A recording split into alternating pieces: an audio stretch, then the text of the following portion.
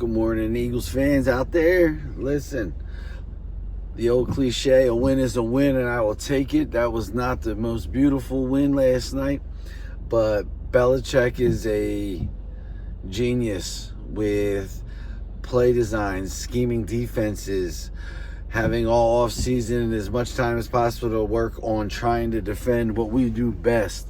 I believe last night there was two issues that we are going to continue to deal with unless an adjustment gets made within how they're calling these plays.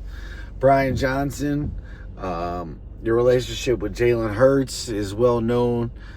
I believe too many times in third and short, we were running those quarterback draw plays.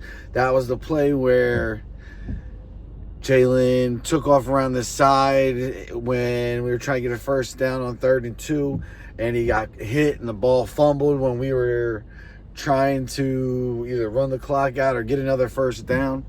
I like the big play calls where he was aggressive when we had the win in the fourth quarter, trying to move down the field and possibly score more points and just put an end to it instead of playing safe. But I didn't like the 3rd and short calls.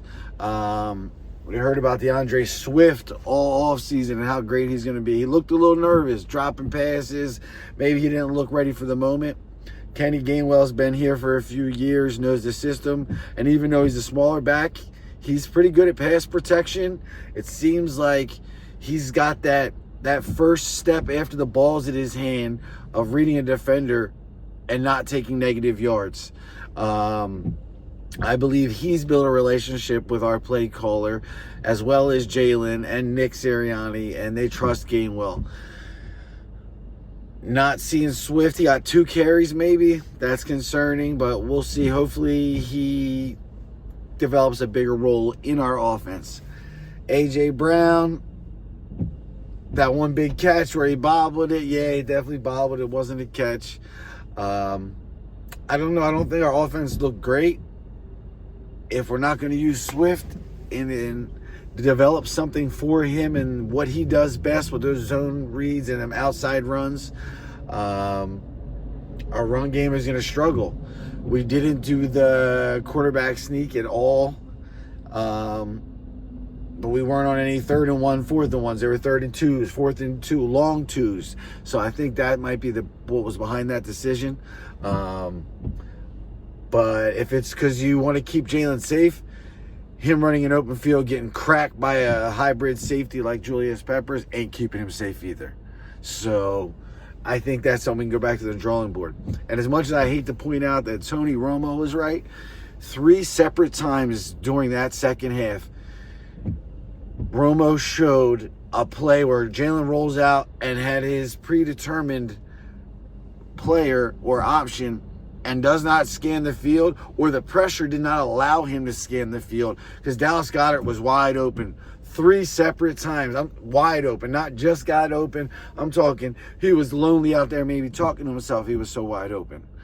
But that's correctable. We can go back to the film, watch what we didn't see there, work on that play, maybe run some scout defenses to give that exact look and then switch it once or twice so he doesn't just start jumping Goddard every time. But I feel like we didn't use Dallas Goedert at all. Swift didn't do much. So that those two things against a hard New England defense, everybody wants to give them crap for what they did last year. They didn't have an offensive coordinator who could call plays that would help win against the defense, not just run an offense. And that's what New England was known for years. Last year with Patricia calling plays, they stunk. Bill O'Brien knows what he's doing. He knows how to run an offense and utilize the tight ends as well as he did.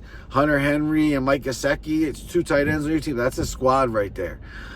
Kendrick Bourne's coming into his own. He is a damn good receiver. He looked damn good against us. He got Slay on a play or two. A little double move here, wide open, and Mac Jones put the ball where it needed to be.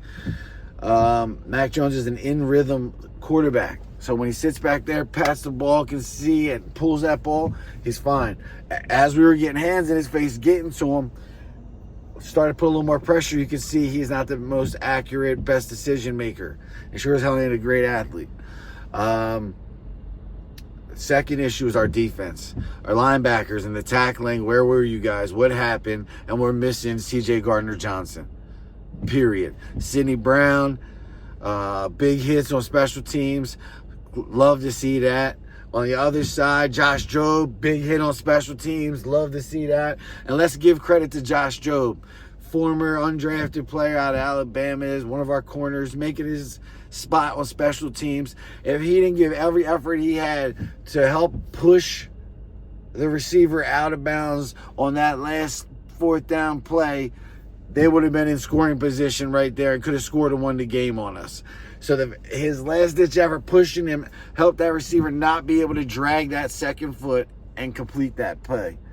Our ball, take the knee. We won the game, got out of there lucky. Josh Jobe, shout out to you. You deserve to get some more playing time.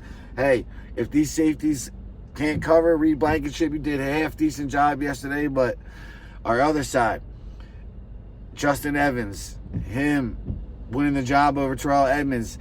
Justin Evans comes up and hits, but his cover game did not look like it was there yesterday. Something they see in Sidney Brown, he's not ready to start or get a shot yet, but I hope halfway through the season, learning our defense a little better, adjusting to the NFL, maybe he gets his shot. We shall see. Other